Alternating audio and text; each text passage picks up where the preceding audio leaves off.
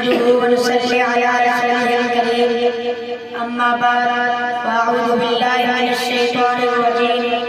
بسم الله الرحمن الرحيم لقد كان لكم في رسول الله أسوة حسنة صدق الله العظيم وقال النبي صلى الله عليه وسلم إنما بعثت معلما أو كما قال عليه الصلاة والسلام رخ مصطفیٰ کو دیکھا تو دیوں نے جلنا سیکھا یہ کرم ہے مصطفیٰ کا شب غم نے ڈلنا سیکھا یہ زمین رکی ہوئی تھی یہ فلک تھما ہوا تھا چلے جب میرے محمد تو جہاں نے چلنا سیکھا معزز سامعین السلام علیکم ورحمۃ اللہ وبرکاتہ آج اس بزم ظاہر میں میرا موضوع سخن سیرت النبی کے مبارک عنوان سے معنون ہے سامعین گرامی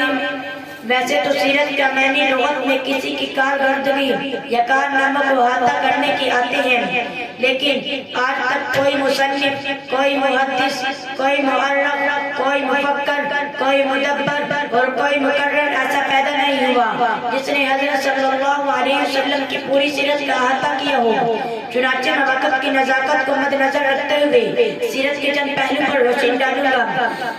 سامع محترم میرے آقا کی صورت حسین ہے سیرت بہترین ہے صورت میں جمال ہے سیرت میں کمال ہے میرے محبوب پیغمبر کی سیرت کا باب اتنا وسیع ہے کہ اماں صدیقہ پیغمبر کی رفیقہ ازواج میں لائقہ امت پہ شفیقہ اخلاق میں خلیقہ کائنات میں باسلیقہ شان میں عجیبہ نہایت خوش نصیبہ حبیب خدا کی حبیبہ باغ نبوت کے حجریبہ وہ فرماتی ہیں کان اولک والقرآن سارا قرآن میرے مصطفیٰ کی سیرت ہے سامع محترم میرا پیغمبر امی ایسا ہے کہ ساری کائنات میں کوئی استاد نظر نہیں آتا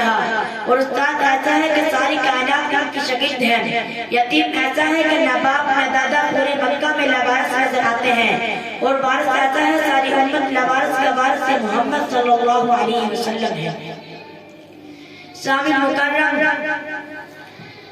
حضرت یوسف علیہ السلام کو دیکھنے والے نے اپنے انگلیاں کاٹی میرے محمد کو دیکھنے والے نے اپنے بچے شہید کروائے گردنیں کٹائی جانیں قربان کر دی حیا اتنی کہ عرب کی گواری لڑکیاں بھی حیا کا مقابلہ نہ کر سکی بہادر اتنا ہے کہ کلہ غلام حنان میں کھڑے ہو کر کہتے ہیں انا نبی فلا کذب انا ابن عبد المطلب نرم دل اور مہربان اتنا ہے کہ ساری زندگی کسی کو انگلی کا اشارہ بنا کیا میرے محبوب کی عجیب سیرت ہے بیک وقت حضور صلی اللہ علیہ وسلم میں دو چیزیں ہیں میرے مدنی آقا بہادر بھی ہیں شریف بھی ہیں حسیب بھی ہیں باحیا بھی ہیں امی بھی ہیں استاد بھی ہیں یتیم بھی ہیں اور وارث بھی ہیں سامع مکرم مجھے کہنے دیجئے میرے نبی مسکرا کر دیکھے تو جنت کا منظر بن جاتا ہے غصے میں آ جائے تو قیامت کا منظر بن جاتا ہے گفتگو کرے تو حدیث بن جاتی ہے عمل کرے تو شریعت بن جاتی ہے جو ان کے نکاح میں آئے مومنین کی ماں بن جاتی ہے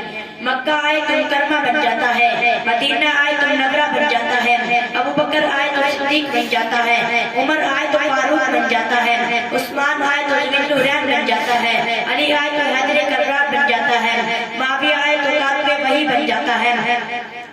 علی آئے تو حیدر کرار بن جاتا ہے معاویہ آئے تو کاتب وحی بن جاتا ہے ابو عبیدہ آئے تو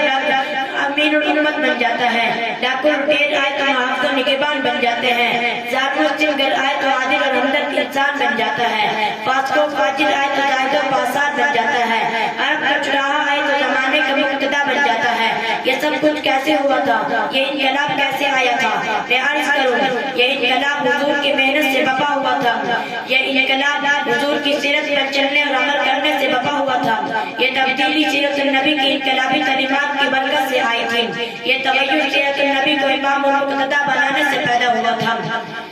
سامع محترم آج بھی وہ ہدایت ربانی اور دعوت آسمانی موجود ہے اور سیرت کے جلسے بہت ہو رہے ہیں عید میلاد النبی کے لیے بڑے بڑے جلوس میں نکل رہے ہیں بار بار رسالت میں نذرانہ عقیدت پیش کرنے میں کوئی کوتاہی نہیں کی جا رہی لیکن وہ فضا ماحول نہیں بن رہا جو صحابہ کے دور میں تھا چنانچہ اگر آپ وہ ماحول اور وہ فضا بنانا چاہتے ہیں تو ہمارے لیے سرور کائنات کی سیرت کی طرف رجوع ضروری ہے اسی میں ہمارا علاج ہے شاعر کہتا ہے اصلاح عالم کا اب سامان ہونا چاہیے سب کا دستور العمل سیرت النبی نبی ہونا چاہیے. یہی ہے آرزو سیرت مصطفیٰ عام ہو جائے, سب سے اونچا پرچم